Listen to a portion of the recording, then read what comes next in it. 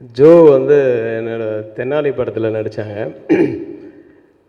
அவங்களுடைய sincere work, dedication இதெல்லாம் வந்து எல்லாருக்கும் தெரிஞ்சது தான். பட் அவங்க அதெல்லாம் முடங்கி போயிடுமோ அப்படின்னு நினச்சிட்டு இருந்த நேரத்தில் வந்து மறுபடியும் ஒரு reentry. All the very best Joe. இது வந்து எல்லாருமே தமிழ்நாட்டு ஜனங்க எல்லாமே எதிர்பார்க்குறோம் உங்களுடைய பர்ஃபார்மன்ஸ். ஏன்னா நீங்கள் கலக்குன்னு கலக்கிட்டு இருந்தீங்க.